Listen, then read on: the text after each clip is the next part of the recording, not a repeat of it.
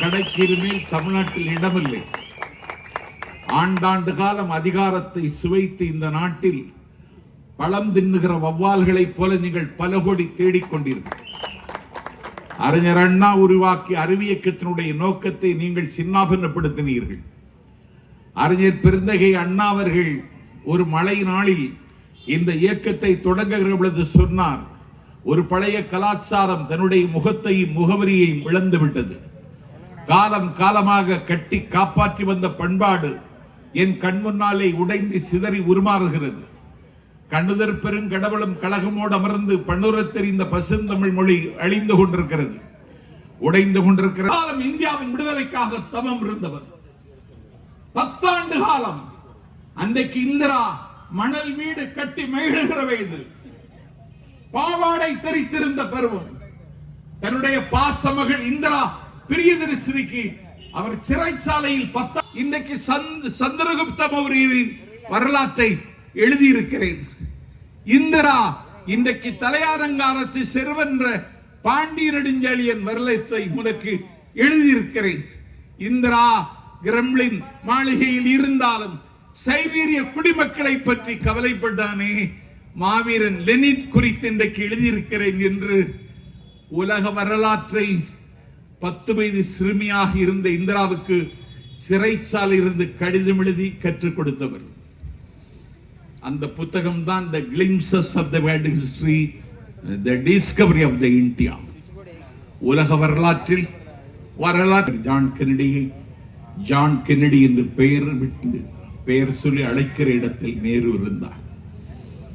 Marshal டீட்டோவை, எகிப்தின் நாசரை, இந்தோனேஷியாவின் சுஹர்னோவை, உலக தலைவர்களை பெயர் சொல்லி அழைக்கிற இடத்தில் எங்கள் இந்தியாவின் பிரதமர் இருந்தார் என்ற கேள்வி எழுந்த பொழுது, அந்த கேள்விக்கு விடை காண முடியாமல் காங்கிரஸ் கட்சி அதன் கமிட்டி திண்டாடிய பொழுது, திணறிய பொழுது, திக்கு முக்காடிய பொழுது, ஆல் இந்தியா காங்கிரஸ் கமிட்டியை கூட்டி 4 அடி உயரம் உள்ள எல்லோரும் ஏதோ குடும்ப கட்டுப்பாடு செய்தவனை போல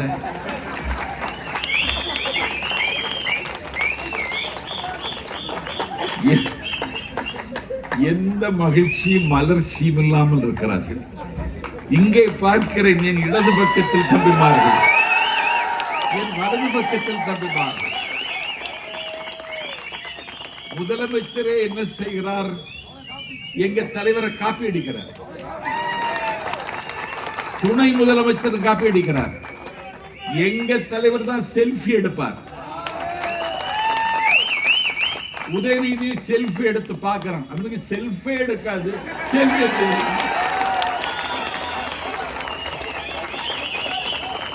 எங்கள் தலைவர் அணிகிற கலர்லயே பேண்ட் போடுறார் முதலமைச்சர்.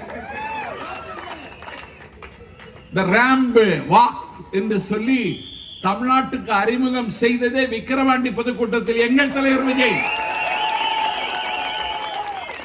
ரேங்க் வாக்கை அறிமுகம் செய்தது. அதற்கு பிறகு மலை அசைக்கிறார், ஒரு பயிலும் திருப்பி அசைக்கவில்லை. அசைக்காமலே அசைக்கிறவன் தான் அண்ணன் ஸ்டாலின். நான் கேட்கிறேன், எங்க தலைவர் மாதிரி நீ காப்பியே அடிக்கிற?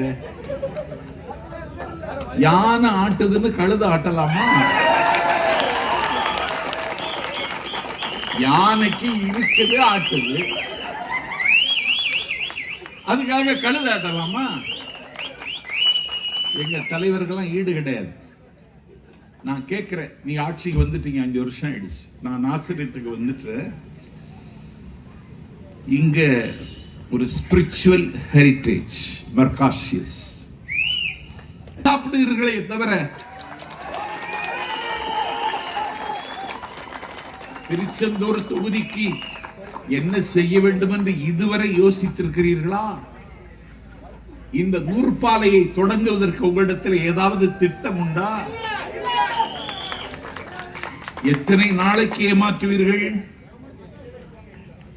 இந்த பீடனேரி சிப்காட் இதை அடுத்த கட்டத்திற்கு கொண்டு செல்ல உங்களிடத்திலே திட்டம் உண்டா? நாசிரியத்து தான் வாலிபால், கிரிக்கெட் எல்லாவற்றையும் விட சர்வதேச அரங்கத்தில் புகழ்பெற்ற விளையாட்டு ஃபுட்பால். இன்னைக்கு உலக புகழ்பெற்ற ஒரு ஃபுட்பால் சாம்பியனுக்கு அவனோட படம் எடுத்துக் கொள்வதற்கு 9.5 லட்சம் ரூபாய் கேட்கிறார். எவ்வளவு? 9,50,000 ஒரு படம் எடுப்பதற்கு. அவ்வளவு மதிப்பு ஃபுட்பாலுக்கு உலக அரங்கில் இருக்கிறது. அந்த ஃபுட்பாலில் பெயர் பெற்ற ஊர் தமிழ்நாட்டில் எது என்றால் நாசரி. இந்த ஊரிலேதான் சாம்சன் ஞான பாண்டியன்